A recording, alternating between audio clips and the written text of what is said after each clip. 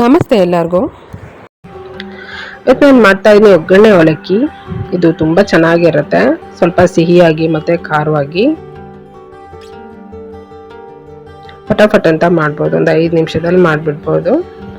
ಇದು ಸಂಜೆ ಸ್ನ್ಯಾಕ್ಸ್ಗೆ ಅಥವಾ ಬೆಳಗ್ಗೆ ತಿಂಡಿಗೆ ತಿನ್ಬೋದು.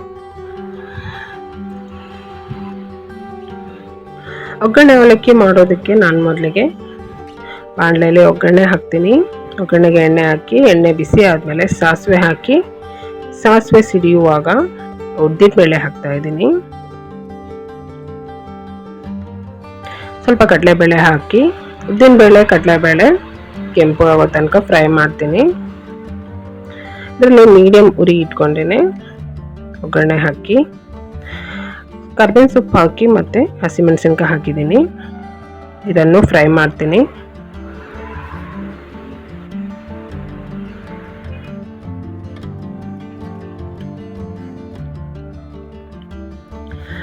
ಚಿಕ್ಕದಾಗಿ ಹೆಚ್ಚಿರುವಂಥ ಈರುಳ್ಳಿ ಹಾಕಿ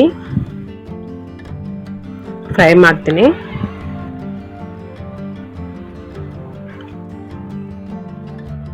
ಇದಕ್ಕೆ ಅರಿಶಿನ ಹಾಕಿ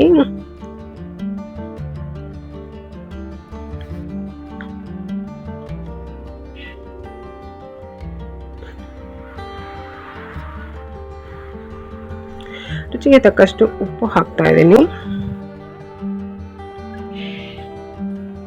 ಉಪ್ಪು ಹಾಕಿ ಈರುಳ್ಳಿ ಕೆಂಪಗಾಗೋ ತನಕ ಫ್ರೈ ಮಾಡಬೇಕು.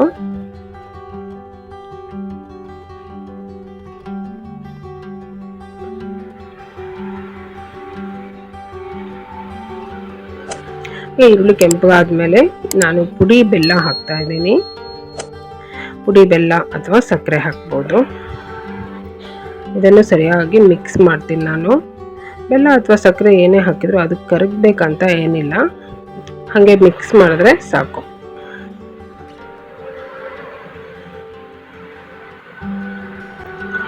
ಈಗ ಕೊತ್ತಂಬರಿ ಸೊಪ್ಪು ಹಾಕಿ ಸ್ವಲ್ಪ ಫ್ರೈ ಮಾಡ್ತೀನಿ. ಅದಕ್ಕೆ ನೀವು ಟೊಮೆಟೊ ಕೂಡ ಹಾಕ್ಬೋದು.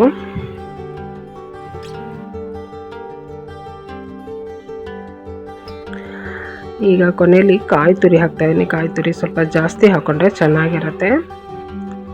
ಕಾಯಿ ತುರಿ ಹಾಕಿ ಸ್ವಲ್ಪ ಫ್ರೈ ಮಾಡಿ ಒಗ್ಗರಣೆ ಜೊತೆಗೆ. ಕಾಯಿ ತುರಿ ಸ್ವಲ್ಪ ಫ್ರೈ ಮಾಡಿ ಆದಮೇಲೆ ನಾನು ಸ್ಟವ್ ಆಫ್ ಮಾಡ್ತೀನಿ. ಇಲ್ಲಿಗೆ ಒಗ್ಗರಣೆ ರೆಡಿ ಆಯಿತು.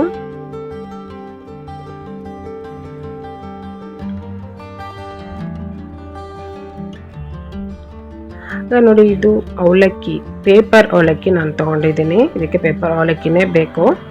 ಗಟ್ಟಿ ಅವಲಕ್ಕಿ ಅಥವಾ ಮೀಡಿಯಂ ಸೈಜ್ ಅವಲಕ್ಕಿ ಹಾಕಬಾರ್ದು. ಈ ರೀತಿ ನೋಡಿ ಪೇಪರ್ ಅವಲಕ್ಕಿನೇ ಬೇಕು.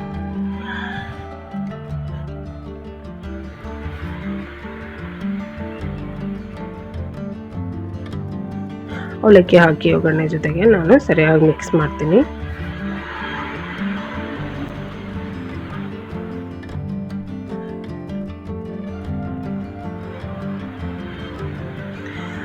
ಇದಷ್ಟು ಸರಿಯಾಗಿ ಮಿಕ್ಸ್ ಮಾಡಿ ಆದಮೇಲೆ ಒಂದ್ಸಲ ರುಚಿ ನೋಡಿ.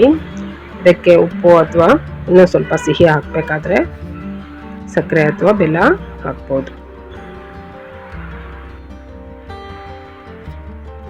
ನೋಡಿ ಮಿಕ್ಸ್ ಮಾಡಿ, ಈಗ ಇದು ರೆಡಿ ಇದೆ. ಬೇಕಿದ್ರೆ ನೀವು ಹೀಗೆ ಡ್ರೈ ಇರಲಿ ಅಂದರೆ, ಒಣ ಇರಲಿ ಅಂದರೆ ಹಾಗೆ ತಿನ್ಬೋದು. ಇಲ್ಲಾಂದರೆ ಸ್ವಲ್ಪ ನೀರು ಚಿಮ್ಮಿಸ್ಬೇಕು. ಇದಕ್ಕೆ ಸ್ವಲ್ಪ ಹೀಗೆ ನೀರು ಚಿಮ್ಮಿಸಿದ್ರೆ ಸಾಕು. ಮತ್ತು ನೀವು ಒಗ್ಗರಣೆಗೆ ಟೊಮೆಟೊ ಹಾಕಿದ್ರೆ ನೀರು ಚಿಮ್ಸೋ ಅಂಥ ಅವಶ್ಯಕತೆ ಇಲ್ಲ. ಟೊಮೆಟೊಲ್ಲಿ ನೀರಿನ ಅಂಶ ಇರುತ್ತಲ್ಲ, ಅದರಲ್ಲೇ ಅವಲಕ್ಕಿ ಸ್ವಲ್ಪ ಮೆತ್ತಗಾಗುತ್ತೆ. ಬೇಗ ಆಗುತ್ತೆ, ಒಳ್ಳೆ ರುಚಿ ಇರುತ್ತೆ, ತುಂಬಾ ಚೆನ್ನಾಗಿರುತ್ತೆ. ಫಟಾಫಟ್ ಅಂತ ಮಾಡ್ಬೋದು ಕೂಡ. ಇದಕ್ಕೆ ಒಂದ್ಸಲ ಮಾಡಿ ನೋಡಿ. ನನ್ನ ವಿಡಿಯೋ ಇಷ್ಟ ಆದರೆ ಲೈಕ್ ಮಾಡಿ, ಶೇರ್ ಮಾಡಿ, ಸಬ್ಸ್ಕ್ರೈಬ್ ಮಾಡಿ. Thank you.